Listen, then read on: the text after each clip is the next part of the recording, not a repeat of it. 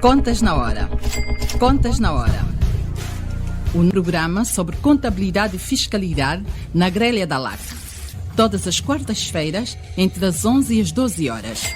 Um programa da OCPCA, Ordem dos Contabilistas e Peritos Contabilistas de Angola. Contas na Hora. Contas na Hora. Este programa é patrocinado pelo Banco Angolano de Investimentos. BAE. A confiança é a energia que nos move para o futuro. É bom saber que posso contar com os meus pais para conselhos e opiniões sobre tudo. É bom saber que posso contar com os meus cambas nos melhores e nos piores momentos. E nesta fase de confinamento e de recessão, é bom saber que eu posso contar com o BAE para reabrir meu negócio. Conto com o BAE e conto com as melhores soluções de crédito para retomar o seu negócio. Saiba mais sobre o crédito facilidade de tesouraria e sobre o descoberto bancário em www.bancobae.ao, no Facebook BAE Angola ou com o seu gestor de relação comercial.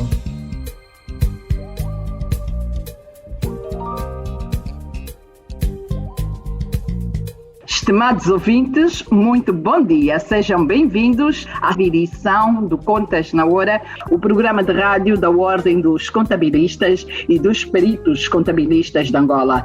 Eu sou a Cristina Silvestre e, com todo o prazer, cá estou todas as quartas-feiras, das 11 às 12 horas, para levar até si as últimas da atualidade relacionada com a contabilidade, auditoria e fiscalidade em Angola e no mundo.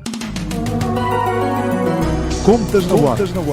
Muitas circulares que hoje a AGT produziu foram sugestões da Ordem e uma estamos a trabalhar. Nós estamos a produzir algumas circulares em sede de RT para alguns esclarecimentos e partiram da Ordem, porque no dia a dia quem está presente é a Ordem que recebe todos os dias: olha, nós tivemos essa dificuldade, o cliente não consegue perceber, por favor. E nós partimos aqui de uma interajuda.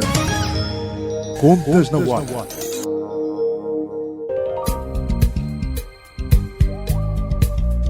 Hoje é quarta-feira. Este programa conta com a produção da JCSE Comercial, técnica de António dos Santos, realização de Joel Costa, coordenação de Mateus Gonçalves e na apresentação cá estou, Cristina Silvestre. Contas na Hora. O seu programa de rádio. Contas na Hora. Contas na Hora. Um dos grandes desafios que nós temos neste momento é a constante legislação que está a ser emitida. Ou seja, nós já merecíamos alguma estabilidade legislativa. Eu sei que estamos a atravessar uma fase de reforma tributária, entendo perfeitamente, mas às vezes o timing da saída da legislação não é o mais adequado. E isto entenda-se porque estamos numa altura bastante difícil das empresas, nós ainda não conseguimos implementar tudo. Vou dar o exemplo do IVA, estamos a educar as empresas no IVA, no sentido de se organizarem perante o IVA e tudo mais, e as empresas adequaram-se e trabalharam num sentido de uma realidade, poder optar por um regime ou por outro regime. E o que é que vai acontecer? Temos agora a nova proposta do Orçamento de Estado para 2021 que vem abanar com tudo. Como é que nós disciplinamos os nossos clientes durante aquele tempo, defendemos até uma certa situação que não, é melhor vocês estarem neste regime por isto, e agora estão a propor uma coisa completamente que vem distorcer tudo aquilo que nós defendemos no passado. É muito complicado com o Gabinete de Contabilidade estar a lidar com essas situações e que não somos nós que fazemos as leis, mas é a nós que eles se vêm queixar.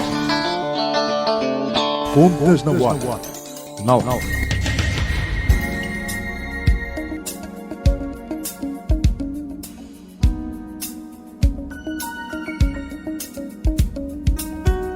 Hoje vamos continuar com o pacote de programas interessantes que temos estado a levar a cabo durante essas semanas todas. São os procedimentos do fecho de contas, o cuidado que os contabilistas têm que ter nesta fase de janeiro a maio, que é o período em que as empresas dos contabilistas, os profissionais liberais, os que trabalham como entidade coletiva, como entidade particular, como funcionário efetivo, funcionário colaborador no Departamento de Contabilidade, estão a tratar do fecho das contas das empresas todas. Eu tenho em estúdio a Isabel Almeida. Isabel, bom dia e seja bem-vinda para mais esta edição. Bom dia, Cristina. Bom dia, colegas do painel. Bom dia, caros ouvintes. E obrigada, Cristina, pelo convite. Jesse Fernandes, o nosso bom dia e seja bem-vindo. Contas na hora. Bom dia, Cristina. Bom dia, estimados ouvintes e caros colegas. Vamos lá, uma vez mais, dar o nosso contributo. Bom dia, Ricardo Fernandes, e seja bem-vindo ao Contas na Hora. Bom dia, Cristina. Bom dia, meus colegas. Bom dia aos ouvintes. Estamos prontos para mais uma emissão. Muito bem. E está também connosco o Carlos Mitange.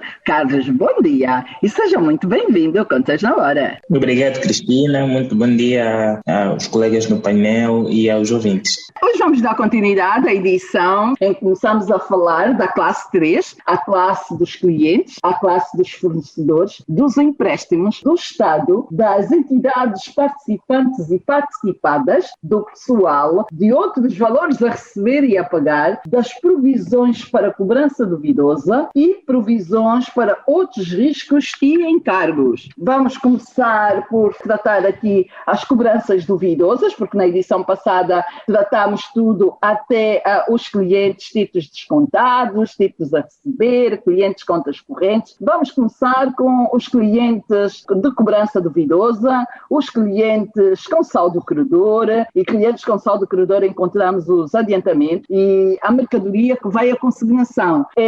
Toda a primeira parte vai ser então para abordar este momento em sede do grupo 31. Clientes. Não há empresa sem clientes. Os clientes fazem acontecer o dia a dia das empresas. Ricardo Fernandes, nós temos clientes contas correntes, passados 8 meses é anulado conta 31.8, clientes de cobrança duvidosa. Qual é a percentagem anual a ser reconhecida como custo de provisão em cobrança duvidosa? Salvo erro, é 4%, não? Eu acho que é de entre 2% a 4%. Sim, Carlos, diga. Existe um normativo legal das provisões que limita a provisão, nesse caso para a cobrança duvidosa, independentemente da atividade, para a cobrança duvidosa são 4% anual e 10% do limite acumulado. Mas era importante, ao reconhecermos o custo de provisão, era entendermos o risco que essa dívida tem. Porque se haver um risco elevado e a prova de que dificilmente irá se recuperar essa dívida, então aqui há a divergência entre os princípios contabilísticos e o princípio fiscal. Não podemos só nos basear na questão fiscal. Já houve situações de nós registrarmos 100% de provisão da dívida do cliente e depois, no mapa 5 da modelo 1, irmos fazer os devidos ajustes fiscais. Pois é, porque isso de só temos os 4% não é justo. Estamos a ferir com o processo contabilístico. Isso até leva-nos a um outro tópico, que depois podemos discutir aqui no outro programa, que é os impostos diferidos. Essas diferenças entre o imposto que eu calculo na minha contabilidade de gestão e os impostos que é calculado para efeitos fiscais, há sempre diferenças. E eu posso calcular... Ricardo, que nós não temos uma legislação para diferir impostos. Não, o PGC diz que se houver condições de conhecimento técnico, pode-se fazer isso. O imposto diferido não vai afetar o fiscal, atenção. Vais manter as mesmas práticas e vais pagar o fisco, mas em termos de reporting, apresentação das contas... Se for a nota 16, impostos diferidos, fica temporariamente suspensa a obrigação de elaboração à presente nota, até que a material relativamente ao imposto diferido seja regulamentada. Se eu quiser definir imposto, eu tenho que especificar na nota 16, certo? Não posso recorrer às normas internacionais também? O Plano Geral de Contabilidade diz que enquanto não houver uma legislação específica a regulamentar os impostos referidos, nós podemos dar tratamento. Permita-me aqui contrariá-la e apresentar as disposições transitórias do mesmo PGC. O PGC às vezes contradiz. Uma página diz A, depois na outra diz, eu também quero B. Disposições transitórias do PGC, ponto 4, ela admite que está temporariamente excluída a contabilização dos impostos diferidos. Mas depois ele mesmo diz que sempre que qualquer entidade entenda que deve preparar as demonstrações financeiras ou divulgar os impostos diferidos, pode fazê-lo de acordo com as normas internacionais, desde que divulgue nas respectivas notas às contas. Penso que se a empresa, independentemente da política e de acordo com essas disposições transitórias do PGC, CPC, se sentir a necessidade de divulgar os impostos diferidos, desde que faça as devidas notas, penso que pode fazer. Com as transições, com as, não sei como fica essa contrariedade que o PGC apresenta. Quando falamos em contas correntes, clientes a receber, o mais importante aqui é haver um controle interno rigoroso. Como já se abordou anteriormente, é importante haver suporte para as transações, tem que haver faturas, tem que haver contratos, tem que haver um sistema informático, tem que haver uma reconciliação periódica, o contacto com o cliente tem que ser permanente para que, no final do período, os saldos refletem nas contas sejam reais. Muito cuidado com as previsões. A lei fiscal tem algumas regras para se considerar a dívida totalmente incobrável, tem regras em termos de limites para as provisões, para constituir as provisões dos clientes, tem que ter atenção a isso. E muito cuidado também com o princípio da não compensação de saldo. Muito cuidado com esse princípio. Realmente, porque isso depois, quando fazemos o balanço e a informação dos resultados, se eu não separar os ativos dos passivos, vai dar uma informação errada aos utilizadores. Décio Fernandes. Relativamente à questão das contas correntes de clientes, deve-se faturar tudo, mas deve-se cobrar ainda mais, porque senão de nada vale meter muito valor em contas correntes e depois não estar a receber isso. Estarei quase aqui em falência técnica, pois não estou a receber dinheiro para dar continuidade à minha atividade. Relativamente à questão dos clientes com cobrança duvidosa, os colegas falaram sobre o princípio da não compensação de saldos. Queria só salientar que o princípio da não compensação de saldos pressupõe que, neste caso, o valor constante na conta 311 clientes contas correntes deve estar registado no ativo e o valor que está na conta 318 clientes cobrança duvidosa deve estar no passivo corrente. Por outro lado, alertar que há uma certa confusão originada às vezes na questão dos adiantamentos. Tem que se ter atenção à questão de ter ou não o preço previamente fixado. Se não estiver previamente fixado, é registado na 319 clientes adiantamento. Mas se tiver preço previamente fixado, nomeadamente com base em contratos, em proformas bem reconhecidas de que aquele preço é fixo, não vai alterar, aí então será registado na conta 37.8. E alertar da questão fiscal das provisões. As provisões devem ser feitas, mas há que se ter juízo de valor, não é simplesmente porque a lei fala dos 4% com um acumulado de 10%, mas sim aquilo que o colega Carlos Mitange falou da separação das regras fiscais para as regras contabilísticas. As provisões devem ser feitas de acordo com a informação que nós obtemos relativamente à incobrabilidade dos créditos e, posteriormente, se houver um excesso de provisão, isso sim deve ser corrigido no modelo 1 do imposto industrial. Um dos pressupostos para a criação da provisão de clientes de cobrança duvidosa é a tentativa de cobrança. Tem que haver prova escrita. Não é só fazer chamadas telefónicas a cobrar ao cliente, não. Tem que haver evidência. E evidência são e-mails, cartas registadas e em situações extremas de tentativa de cobrança coerciva junto dos tribunais, etc, etc. Isabel, tu e eu fazemos parte do Guetaiva. Sabe qual é a preocupação de determinados colegas nos últimos dias? É quererem saber quanto é que os membros do Guetaiva ganham para fazermos o trabalho que andamos a fazer, o que a OCPCA tem estado a pagar aos membros do Guetaiva. Como a Isabel faz parte, Isabel, por favor, para responder a estes colegas que estão com esta curiosidade. Isto parece-me piada, porque o membro núcleo do Guetaiva, que foi criado para atender às situações e às dúvidas relativamente ao imposto sobre valor acrescentado dos membros OCPCA, e porque estávamos na fase de implementação e continuamos na fase de implementação e das alterações, tem havido constantes alterações e ainda vai haver muitas alterações relativamente a esse decreto. Então a OCPCA teve necessidade de criar um grupo, que é este tal Guetaiva, para atender às necessidades e às dúvidas dos membros, porque no seu dia-a-dia deparam com muitas situações, então têm que dar resposta a essas situações do seu dia-a-dia. Portanto, aonde é que devem recorrer? Ao Guetaiva. E este membro núcleo Guetaiva não ganha nada para fazer esse trabalho. É um trabalho amor à camisola, faz-se pela profissão, por amor à profissão e para que os membros do CPCA estejam a executar o seu trabalho e consigam tirar as suas dúvidas dívidas a tempo das situações em que vão surgindo ao longo da sua atividade. Portanto, é um trabalho não remunerado, a gente faz por amor à camisola mesmo, é mesmo amor à camisola, amor à profissão. Mas, Isabel, o nosso telefone, a nossa internet, é tudo nosso, não é subvencionado coisíssima nenhuma, e nos doamos a 100%, sem interesse nenhum, sem pensar em ganhar isso ou ganhar aquilo, é mesmo nos doamos a nossa profissão que amamos e fazemos isso com muito orgulho e a nível nacional. Isabel, muito obrigada por esta boa chega aqui. E às vezes, Cris, eu ainda na sexta-feira deparei com uma situação, estava eu aí para a fisioterapia e um colega, mesmo membro, ligou-me, pedi dúvida, e ele está a ouvir, vai-se logo se identificar e vai logo saber quem é e depois vai me ligar a dizer: doutora, não acredito que disse uma coisa dessa. Dizer: doutora, precisava-lhe mandar um saldo. Isabel precisava-lhe mandar um saldo. Eu disse: saldo para quê? Não estou a perceber. Porque tem-me atendido sempre e quando não pode atender, retoma logo a chamada com o seu saldo e tudo mais. E eu precisava de lhe enviar um saldo. Eu disse: olha, colega, peço-me essa desculpa, mas se me enviar um saldo, eu nunca mais lhe vou atender o telefone. É que nunca mais mesmo. Porque se você me enviar o saldo, eu vou entender que está-me a pagar pelas dúvidas que lhe tem tirado. Porque eu faço isso porque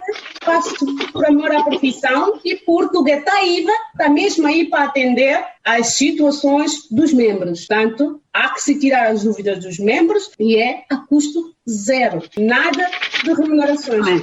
Mas tirar dúvidas é a nível nacional. A nível nacional, de cabinda ao Temos colegas que atendem as situações do Guetaiva. Temos o pessoal de Luanda, o pessoal do Benguela, temos o Dr. Aires que está incansável, o Dr. Almutumba, a cabinda, são incansáveis, professora Maria Luísa. O Guetaiva é um mundo que nos divertimos bastante, nos estressamos bastante. A verdade é que a nível nacional, membros do CPCA a darem voz e vez em matérias do IVA para ajudar os colegas na profissão, porque para nós, no fim do dia, o que nos vai orgulhar é saber que o Carlos Mitães deixou de ter problemas em ser de IVA com o apoio do Guetaiva da OCPCA. Isso não tem preço. E agora, com o decreto presidencial 42/20, que entrou agora, ainda há muita dificuldade relativamente a este decreto e as pessoas ainda terão muita dificuldade em dar tratamento. Portanto, o Guetaiva está aí mesmo para atender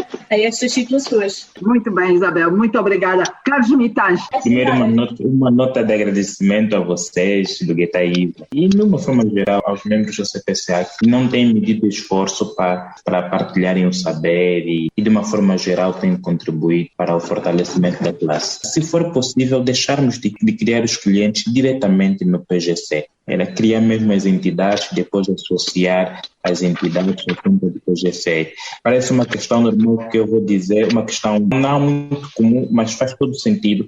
Era o mesmo código mecanográfico, o mesmo número de conta do cliente, o corrente podia ser o mesmo do cliente de cobrança duvidosa. Não, e assim tem que ser, Carlos. É regra geral. O número 1 no corrente vai ser o número 1 na cobrança duvidosa e vai ser o número 1 no adiantamento e assim sucessivamente. A verdade é que ninguém queria isso, Carlos. Força, continua com este ponto, é muito importante. Se eu tenho a OCPCA como cliente número 30001, em cliente de cobrança duvidosa, a OCPCA também deve ser a 31801. E sucessivamente. É muito importante termos atenção com os saldos das contas cliente corrente. Não podem, ano após ano, terem os mesmos saldos, os mesmos clientes com as mesmas dívidas.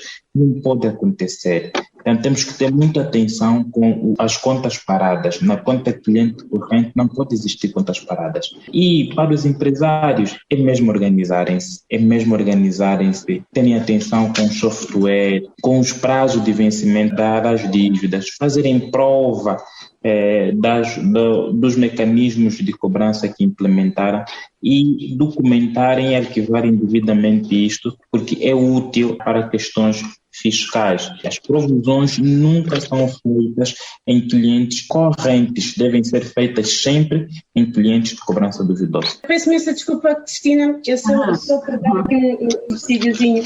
Relativamente aqui à questão das contas correntes ainda, há aqui uma problemática, normalmente, principalmente aquelas empresas que têm, que terceirizam, como disse o Ricardo naquela hora, os serviços de contabilidade. Há que ter alguém mesmo dentro da empresa que dá tratamento do acontecimento no presente, que a contabilidade dá tratamento de acontecimentos passados. Naquele momento, há alguém que dá o tratamento do momento, que faz o pagamento, recebe, entrega, emite a fatura, faz aquilo, não é a contabilidade, é o administrativo que dá esse tratamento. Portanto, esta pessoa tem que ter noção e tem que estar devidamente formado para poder dar tratamento destas informações, para que depois não crie constrangimentos no futuro. Muito bem, Isabel. É um momento de intervalo, voltamos já e na segunda parte vamos começar a abordar os fornecedores. Outro grupo muito importante no grupo da classe 3. Caro ouvinte, eu tenho em estúdio 4 contabilistas. Infelizmente o Carlos não vai poder continuar connosco na segunda parte, por isso vou ficar com a Isabel Almeida, o Décio Fernandes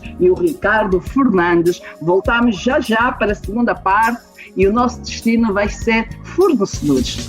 Contas na Hora, o seu programa de rádio. Contas na Hora.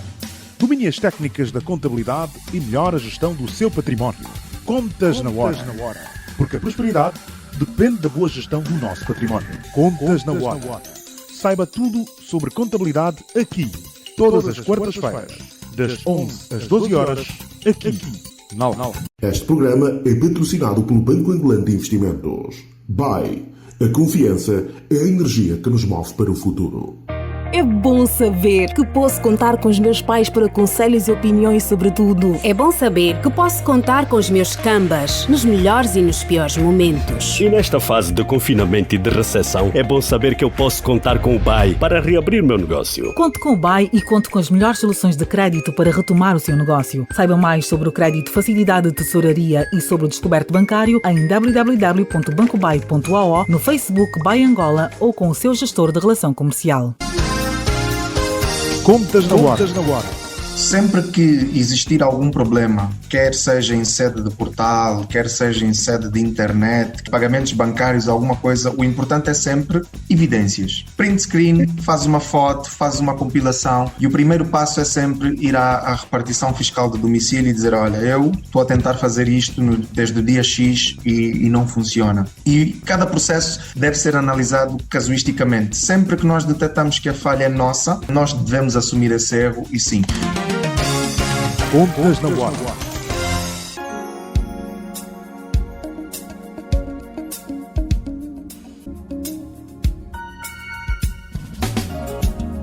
Caro ouvinte, é a edição do Contas na Hora, o programa de rádio da OCPCA, a Ordem dos Contabilistas e dos Peritos Contabilistas de Angola. Eu tenho em estúdio 3 contabilistas, já tivemos 4, o Carlos teve um imprevisto e não vai poder continuar, mas está connosco a Isabel Almeida, o Décio Fernandes e o Ricardo Fernandes, que não são humanos, mas são Fernandes. Eu vou começar pela Isabel. Chegamos no grupo 32, fornecedores, contas correntes. Quem são os fornecedores de contas correntes? Os fornecedores de conta corrente, tanto, né, são aqueles fornecedores com quem temos relações no dia a dia, seja elas de forma corrente ou periódica. São os nossos fornecedores de contas correntes. Os nossos fornecedores de contas correntes. Aqui são contabilizados todos os registros resultantes de compras de bens e serviços para utilização e consumo na atividade corrente da empresa, desde que não sejam tituladas, porque mais à frente iremos falar fornecedores de títulos a pagar, ou desde que não sejam situações de faturas em recepção e conferência e desde que não sejam também fornecimentos de imobilizados. Os fornecedores de contas correntes, há algumas nuances a ter em conta. A regra geral da contabilidade diz que os fornecedores aumentam-se pelos créditos e diminuem-se pelos débitos e pelas notas de crédito. Isso é uma regra fundamental na análise do balancete e nos registros contabilísticos da conta em si. Há que se ter bastante atenção à questão da documentação recebida, se faz jus ao cumprimento das regras das faturas e documentos equivalentes também. Ricardo Fernandes, neste grupo de fornecedores para as empresas, nós temos aqui os fornecedores de contas correntes. É um grande problema quando encontramos um fornecedor, que é o fornecedor que tem aquilo que a empresa precisa, mas não está alinhado ao regime jurídico das faturas e documentos equivalentes. Este é o principal drama em sede do dia a dia das empresas. Isso realmente gera um conflito para o contabilista e o gestor do negócio. Estamos nós numa fase de adaptação e de aprendizagem em relação às normas, com a obrigação de emissão de faturas. O contabilista, por norma, exige a fatura. Só que, por vezes, aquele fornecedor que mais dá garantias à empresa pode ser aquele que não tem fatura. E aí, realmente, entramos aqui num dilema complicado. Isso faz lembrar uma pequena entrevista que eu vi do diretor-geral da Fabri-Metal, há dias, num jornal, onde ele dizia que ele, se não recorresse ao mercado informal, o consumidor final, o preço ia ser muito caro. Então, realmente, isto é um grande problema. Tem que ser resolvido. Para aquelas empresas em pequena dimensão, pequena média dimensão, há que fazer a ação pedagógica de falar com os seus fornecedores no sentido de se organizarem. Temos também a questão da autofaturação, mas a autofaturação também não pode ser usada constantemente, porque também sob pena de prejudicar a entidade que está a fazer a aquisição, né? Então acho que estamos numa fase de transição, numa fase de adaptação, e acredito que com o tempo o mercado vai se ajustar e todos nós vamos contabilizar fornecedores com faturas. Pois é, mas aqui, Ricardo, a autofaturação só existe se antes existir uma compra no mercado formal, porque a autofaturação exige uma base tributável. Exige uma referência, e a referência é precisamente o mercado formal. Só que temos aquelas situações em que não existe absolutamente nada no mercado formal. E temos naquela entidade que não está formalizada, que ainda nem sequer sabe que existem softwares certificados. Há muitas empresas nesta condição e as empresas continuam a se relacionar com estas entidades. Isabel, aqui há outro grande problema. Afinal, os fornecedores são tratados na 32 ou na 37. Há aqui muita confusão à volta disso. Há quem diga que fornecedores só quando compramos mercadoria. Quem presta serviços não tem fornecedores. A empresa de segurança não é um fornecedor de serviços de segurança. Pois, a empresa de segurança é um fornecedor de serviço, a empresa que faz a manutenção das viaturas é um fornecedor de serviço, portanto nós temos fornecedores de mercadoria e temos fornecedor de serviço. Portanto, estes têm que ser tratados da mesma maneira, seja elas em nome individual ou por conta coletiva, seja coletiva ou individual. Então eles têm que ser dados tratamento da mesma maneira. E por norma, as pessoas têm o hábito de considerar o João como sendo o João que nos fornece material, consideramos como sendo um João que tem que ir para 37. Claro que não. Esse João não tem que ir necessariamente a 37, porque ele não deixa de ser um fornecedor. Tem que ser dado tratamento numa conta de fornecedor corrente. Muito bem. Décio, em que altura é que nós temos que tratar de reconciliar os fornecedores? É diariamente, é mensalmente? Que neste grupo de fornecedores compramos tanta coisa, mas olhamos para os balancetes, estão com saldos contra a natura. Podia, por favor, Décio, explicar quando é que estamos perante a um saldo contra a natura e por que isso acontece e o que é que os colegas podem fazer para evitar esta falta de regras ao ponto de deixar este grupo de contas, clientes, fornecedores, contas correntes, a darem má imagem aos balancetes? Antes de responder à tua questão, que já notei, queria dar apenas mais um subsídio à questão levantada pela Isabel, sobre a problemática do registro na 32 ou na 37, etc. A primeira coisa que temos que ter em mente é que a conta 37, fornecedores de imobilizado, é mesmo exclusivamente para isso. É para as aquisições de imobilizado. Todavia, no nosso dia a dia, e principalmente na nossa banda, nós podemos ter um fornecedor que tanto pode ser fornecedor de imobilizado como um fornecedor de mercadorias. Desculpa, a grande problemática até não é a 37.1. A grande problemática e a questão da crise está-se a referir aqui entre a 37.9. A 37.1 é especificamente para aquisições de imobilizado. Eu vou comprar um computador, a NCR, claro que tem que lhe dar um tratamento na 37.1. Então, vou aproveitar para falar um pouco sobre a questão do mercado informal e da problemática das faturas. O mercado informal na nossa sociedade tem um peso muito grande nas relações negociais entre os empresários. E temos que ter em mente a velha questão que temos estado a alertar aqui, a separação das regras contabilísticas das regras fiscais. Por causa da existência do mercado informal, que às vezes oferece um preço abaixo do mercado formal, mas muito abaixo mesmo, que, conforme o colega Ricardo disse há bocado, o diretor da Fábrica Metal disse que, no fim, se não recorresse ao mercado informal, no fim do dia sair-lhe-ia caro. Mas, obviamente, que sair-lhe-ia caro, porque o mercado formal tem uma estrutura, paga impostos, etc, etc. Agora, há situações em que não encontramos o material ou o serviço no mercado formal e há necessidade de ou recorremos ao mercado informal ou então paramos a nossa atividade. E isso é inconcebível, parar a atividade, porque as consequências serão traumáticas, digamos.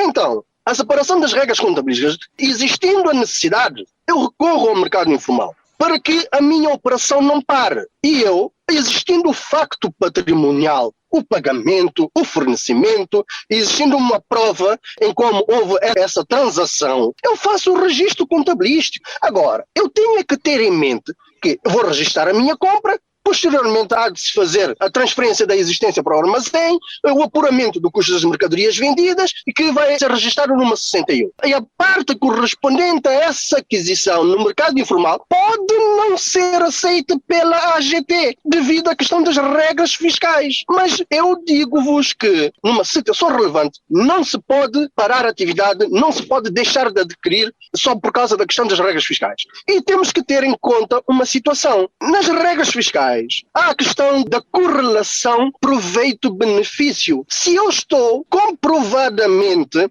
a adquirir um custo fundamental para a obtenção do meu proveito que está a ser tributado em sede de imposto industrial. E, apesar de não termos uma documentação legal, se formos, digamos, respeitar as coisas à letra da lei, aí a AGT tem toda a legitimidade em não aceitar aquele custo. Mas temos que pensar também na questão do espírito da lei, que é, se há uma correlação entre o proveito e o custo, então se aquele meu custo não é aceito fiscalmente por não estar a ser respeitado a questão da lei das faturas e documentos equivalentes, originado por aquele custo fundamental que tivemos, não deverá ser tributado, se formos ver as coisas ao espírito da lei. É nesta fase aqui que eu queria fazer esse alerta quanto à questão do mercado informal. Os contabilistas não podem deixar de fazer os registros contabilísticos, saliento, contabilísticos, só pelo facto de não terem um documento que respeita a lei das faturas e documentos equivalentes. Agora, respondendo à tua questão direta, peço desculpa por alongar, a questão dos saldos contra a natura. No nosso mercado, o que reina é a condição de pagamento por adiantamento. Adiantamento ou pagamento contra a entrega do material ou da prestação do serviço. Então, há muitas situações em que há adiantamento de pagamentos e, posteriormente, às vezes por desleixo ou pela conjuntura mesmo nacional, temos muita dificuldade em obter a fatura do nosso fornecedor. E aí ficam muitos saldos contra a natura. Mas só que temos que ter uma atenção, que é o respeito pelas regras da não compensação de saldo. Se eu estou a ter um adiantamento, eu tenho que registrar esse adiantamento na 329 e não na 321, que é fornecedores contra corrente. Porque estando registrado na 329, esse adiantamento será apresentado nas demonstrações financeiras, no balanço, no ativo. Atenção que a 329 é adiantamento a fornecedor e, teoricamente, se não houver um fornecimento, esse valor torna-se nosso ativo porque teremos direito a reembolso da parte do fornecedor. Tem que ter atenção a essa situação. E a Cris perguntou sobre quando fazer as reconciliações, etc. Nós estamos a falar do fecho de contas. Do meu ponto de vista, para o fecho de contas, imperativamente tem que se fazer a tal reconciliação. Mas, uma vez que, e principalmente com as regras do IVA, nós temos que apresentar contas mensais. Então, há necessidade de apresentar fechos mensais. E para termos os fechos mensais, há que fazer essas análises de balancetes das contas 32 com saldos contra a natura. Uma regra fundamental da análise do balancete é se a conta 321 tiver saldo contra a natura, é porque temos mais pagamentos do que faturas registradas. Então aí alguma coisa se passa. Ou ou não entregaram-nos ainda a fatura, mas houve o fornecimento, ou então o pagamento está mal registado e deveria estar na 329 e não na 321. Ricardo. Não, sabes? Sim, eu só queria dar uma opinião sobre o que o Décio acabou de falar. Realmente, para aquilo que eu tenho visto nas contabilidades, há muita preocupação com a contabilidade fiscal. Isso faz com que, mesmo as análises dos próprios balancetes, não se faz uma análise como deve ser, porque não podemos esquecer o princípio do balanceamento dos réditos e dos custos. Ou seja, mesmo que eu esteja a lançar um fornecedor ou fazer uma aquisição, eu não tenho fatura, eu tenho que ver qual é a transação que ocorreu de facto, porque mesmo que não tenha fatura, pode ter sido uma operação ou um custo que já deu origem a um proveito. E o que acontece muitas das vezes? Como não há fatura, o contabilista deixa aquilo pendurado naquela conta e eu estou a ter um proveito, porque o proveito já é a empresa que controla, emite a fatura para os clientes, e eu depois, no final do ano, vou ter imposto industrial a pagar a mais porque não abati nada. Então, é preciso analisar operação a operação, ter a responsabilidade de ir atrás do fornecedor. Eu até sou de opinião, nem que tenha que se fazer um controle à parte extra-contabilístico dos fornecedores que não têm fatura. E na contabilidade, por exemplo, criar uma conta custo, conservação... Devidamente documentado. Ou, por exemplo, conservação e reparação sem faturas. Há algo que nos permita controlar periodicamente. Porque assim, quando nós estamos a utilizar uma conta devedora, como um fornecedor, corremos o risco de esquecer a própria operação, o próprio custo. E se aquilo fica pendurado muito tempo, quer dizer, até esquecer a memória depois, é tanta coisa que esquecemos que temos ali um custo a nosso favor. E é importante ter esse controle rigoroso e estar sempre atrás dos fornecedores. Se nós fizermos um fecho mensal, isso salta mais à vista,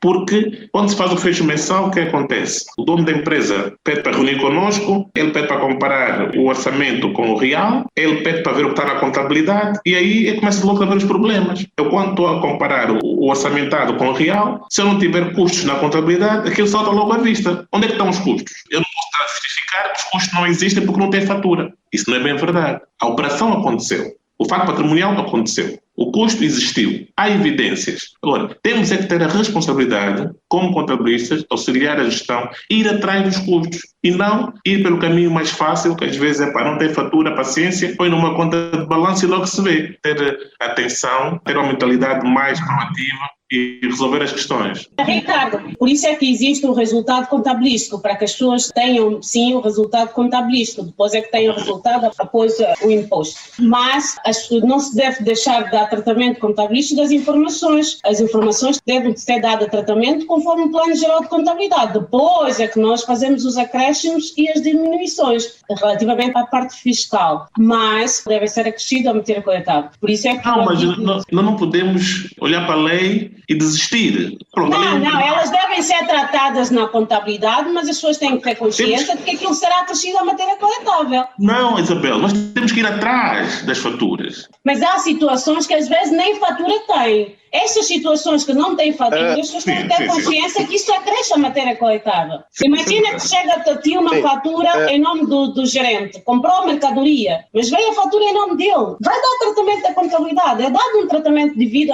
nos termos do Plano Geral de Contabilidade. Mas ele tem que ter consciência que no final do ano vai acrescer isso a matéria coletável. Não paga mais tributações autónomas, mas acresce a matéria coletável, porque é um custo indevidamente documentado. Mas sabes o que é que eu até adaptei às contas 21 e às contas da classe de custo? Tem lá uma 21, compra de mercadoria não documentada, onde eu depois consigo, no final do período, quantificar o que é que foi comprado indevidamente documentado para depois acrescer a matéria coletável. Aquele custo, não é? Porque nem sempre toda aquela compra é consumida no próprio ano. Portanto, aquele custo daquela mercadoria adquirida indevidamente documentado, temos consciência de que aquilo depois será acrescido à matéria coletável. Eu sou essa consciência que achou, mas tem que ser tratada nos termos do plano, até porque a contabilidade faz-se não em termos da lei fiscal, mas faz-se em termos da 82/1. Exatamente. Aqui o grande problema no fim do dia é não há cultura de separarem o que é que está devidamente documentado e o que é que não está,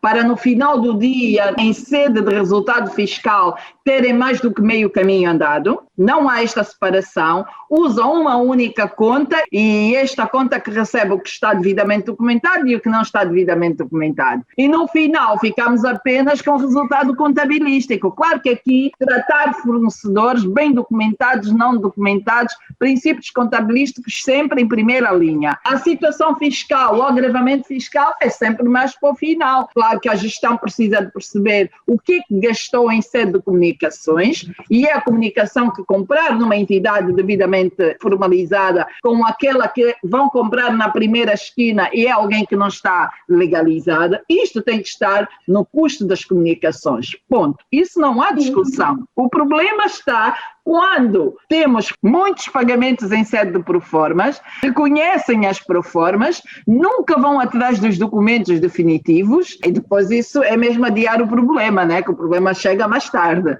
Cris, quando falávamos dos clientes, a Isabel referiu sobre o facto de, nos gabinetes de contabilidade, os seus clientes devem ter, digamos, o assistente administrativo, que é a pessoa que anda atrás dos clientes a fazer as cobranças, a tentar obter os comprovativos de pagamentos para a emissão dos recibos, etc. Nessa senda, na parte dos fornecedores, deve ser igual forma. O assistente deve ter o trabalho de os pagamentos que ele fez, e aí, esses pagamentos é a empresa que fez, logo é do conhecimento da empresa, de ver aqueles que têm proformas e aqueles que têm faturas definitivas e correr atrás daqueles que têm proformas. A situação que a Isabel falou sobre a crescer é a situação máxima até ao encerramento de contas. É claro que ao longo do ano devemos reportar as situações de fornecedores com saldos contra naturas, com saldos devedores. Ou seja, os fornecedores cujas faturas definitivas ainda não chegaram à contabilidade ou a documentação que chegou não é aceite fiscalmente, mas não impede que seja registado o facto patrimonial e, consequentemente, como a Isabel falou há bocado, as situações de que o próprio documento está em nome de terceiros que não na empresa. Aí não tem como mesmo, não tem como ultrapassar. É reconhecer o facto patrimonial, mas, posteriormente, no fim do ano, terem o detalhe, e a Isabel deu uma grande dica, de separar, por exemplo, a conta 21 compras documentos devidamente documentados e não documentados, para que no fim do ano possa ter os dados para crescer os respectivos custos. Mas salientar de que na empresa tem que ser autónomos e ter essa metodologia de trabalho para correrem atrás. Nós, os contabilistas, devemos, após executarmos o trabalho, os registros contabilísticos, e fazermos as análises, por exemplo, do balancete e detectarmos, não, este fornecedor tem saldo de devedor, então tenho que alertar a empresa, tenho que alertar o cliente que estão em falta estas faturas para serem registadas. Muito bem. Este alerta que a Isabel deixa aqui das compras de mercadoria na 21 e ter duas, a do mercado formal e a do mercado informal, as não ou indevidamente documentada, também está em detalhe este alerta no decreto da autofaturação, o decreto presidencial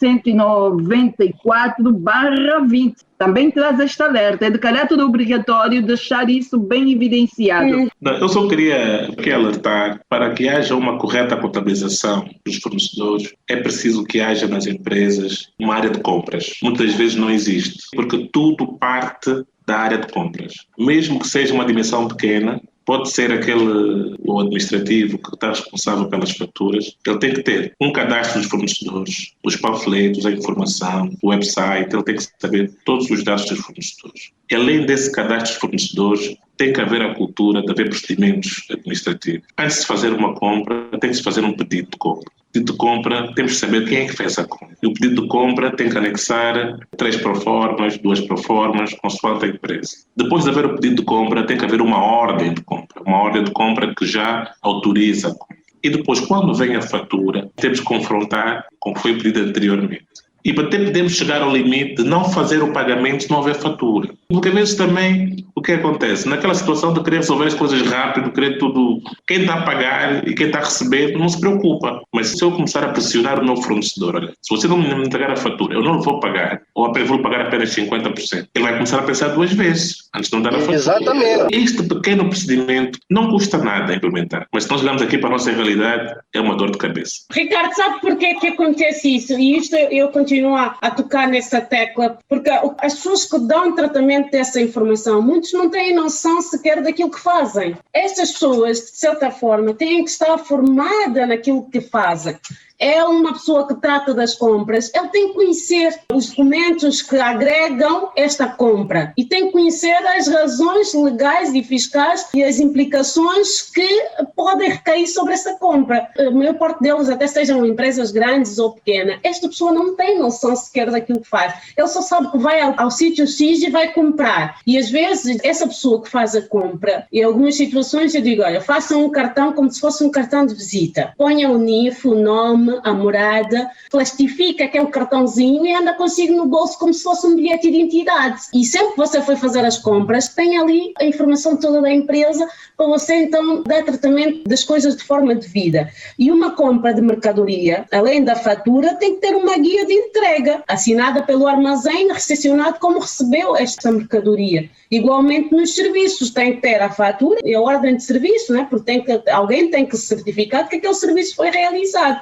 Isto tem que estar tudo agregado. Como é que esta pessoa sabe que estas coisas têm que estar tudo agregado? Tem que ter algumas noções. Manuais de procedimentos administrativos e financeiros. Exatamente. O manual de procedimento, o departamento de contabilidade, tem que entender, o administrativo tem que ter essas noções, tem que entender esta. Pois é, por isso, Isabel, por isso é que muitas vezes em muitas contas que nós andamos a tratar, encontramos uma compra numa entidade que está devidamente legalizada, mas depois aparece como cliente o nome do Relações Públicas. Já houve situações, Cris, que tu vais a uma loja fazer uma compra e diz à senhora que te atende que quer uma fatura em nome da empresa e a pessoa não sabe se quer emitir uma fatura em nome da empresa. Está a atender o público. Aqui caímos... que esta pessoa não sabe sequer aquilo que está a fazer. Quer uma coisa complicada, em que ela tem que fazer uma coisa diferente daquela rotina que está habituada, que é só emitir fatura ao consumidor final, vai-te criar constrangimentos. A parte dos contribuintes às vezes chateiam e depois então não me dei mais fatura, deixa estar.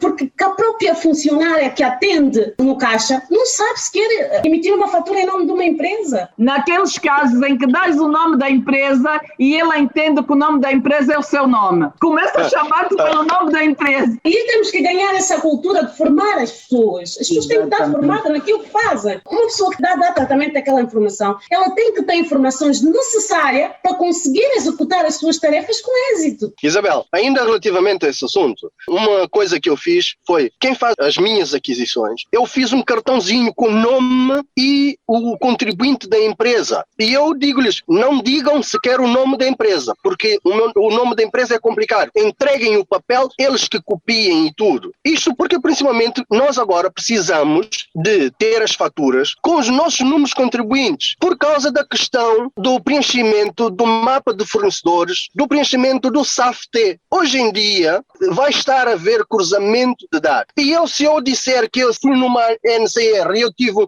custos este mês de 200 mil kwanzas, tem que estar lá o meu número contribuinte. Porque quando ele comunicar à AGT, através do seu ficheiro SAFT, ele vai dizer que teve um proveito com o Décio Fernandes dos 200 mil kwanzas. E os dados têm que cruzar. É uma questão de mudança de mentalidades. Daí que eu sempre defendi, desde o início da implementação do IVA, de que primeiro deveria ter havido um grande trabalho de tornar o mercado informal formal, ou seja, através da criação de condições para a emissão de documentos, de faturas, de acordo com a lei das faturas e documentos equivalentes, bem como a lei da submissão eletrónica, ou seja, a questão de os fornecedores que têm que ter softwares certificados pela AGT ou emitir faturas em blocos de faturas impressas em tipográficas certificadas pela AGT. Para quê? Para ver esse cruzamento de dados através do número de contribuinte.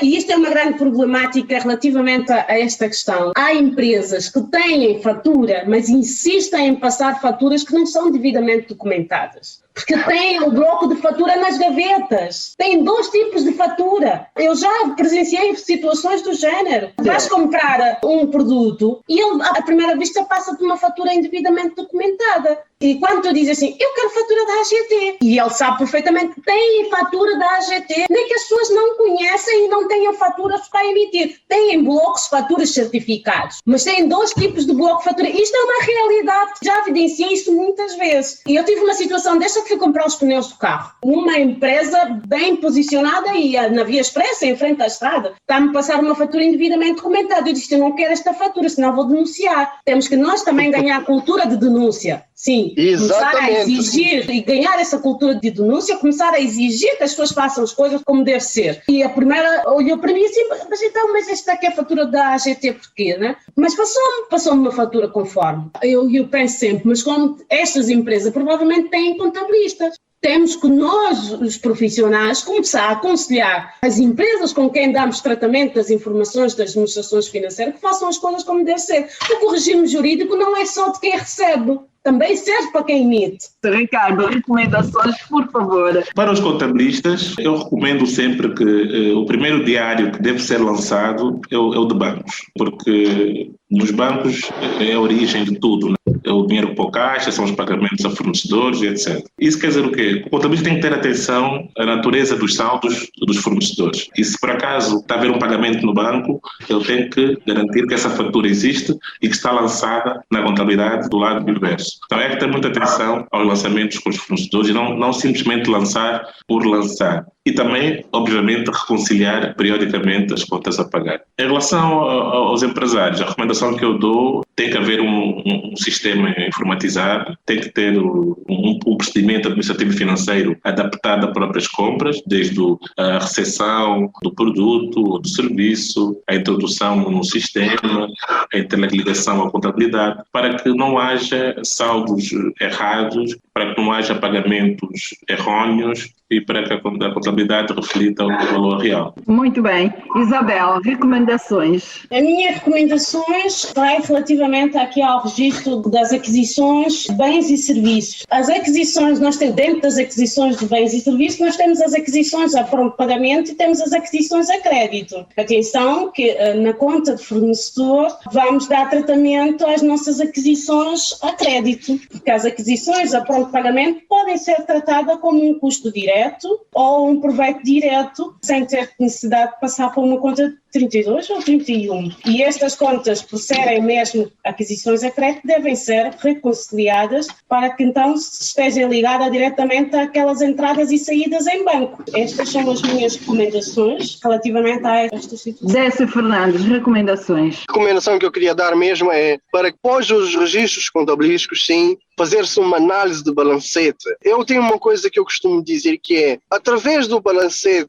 ou dos extratos de movimentos de uma contabilidade, eu tenho metodologias de trabalho que eu consigo rever uma contabilidade quase sem pegar em documentos físicos. Os contabilistas têm que analisar o balancete, neste caso a conta 32, para verificar os saldos contra a natura e alertar as entidades, as empresas, sobre a existência desses casos. Porque senão, no fim do ano, poderemos estar a ter lucros, mas lucros ilusórios, porque os custos não estão todos eles registrados na contabilidade. E, consequentemente, o empresário terá que pagar mais imposto industrial do que aquilo que deveria ser. Muito bem, na próxima semana vamos começar por abordar os movimentos em sede de compensação de saldos.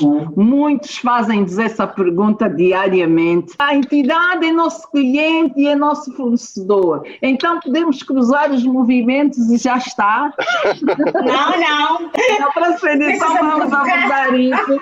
É na classe B, é a classe dos terceiros, a classe em que gostam de fazer essas compensações estranhas. Vamos tocar neste ponto, sim senhora. Caro ouvinte, a edição 168 do Contas na Hora, o programa de rádio da Ordem dos Contabilistas e dos Peritos Estabilistas de Angola. Eu tive em estúdio o Carlos Mitange, que teve que abandonar o programa a meio. Carlos, muito obrigada por ter ficado aqui só um pouquinho. Esperamos contar consigo na próxima edição. E o Décio, o Ricardo, a Isabel, estamos muito, muito agradecidos por essas contribuições todas que vocês têm estado a trazer, a enriquecer o Contas na Hora. Precisamos disso, precisamos de perceber, precisamos que aquele assistente que andou a viver de esmola, depois de ouvir o Contas na Hora, vai deixar de viver de esmola, porque já está aqui a aprender determinados procedimentos básicos e simples, sem tabus, sem mesquinices, e vai conseguir levar isso a bom porto. E como o programa depois fica no YouTube, vai ouvir quantas vezes forem necessárias, mas vai começar a tratar da sua informação com cabeça,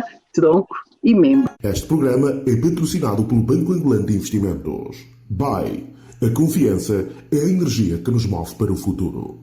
É bom saber que posso contar com os meus pais para conselhos e opiniões sobre tudo. É bom saber que posso contar com os meus cambas nos melhores e nos piores momentos. E nesta fase de confinamento e de recessão, é bom saber que eu posso contar com o BAE para reabrir meu negócio. Conte com o BAE e conte com as melhores soluções de crédito para retomar o seu negócio. Saiba mais sobre o crédito Facilidade de Tesouraria e sobre o descoberto bancário em www.bancobai.ao, no Facebook BAE Angola ou com o seu gestor de relação comercial.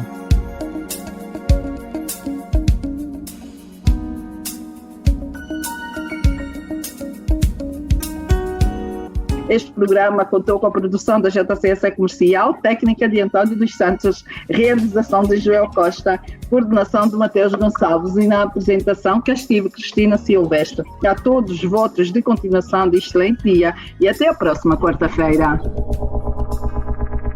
Contas na Hora. Contas na Hora. Um programa sobre contabilidade e fiscalidade na grelha da LAC. Todas as quartas-feiras, entre as 11 e as 12 horas. Um programa da OCPCA, Ordem dos Contabilistas e Peritos Contabilistas de Angola. Contas na Hora. Contas na Hora.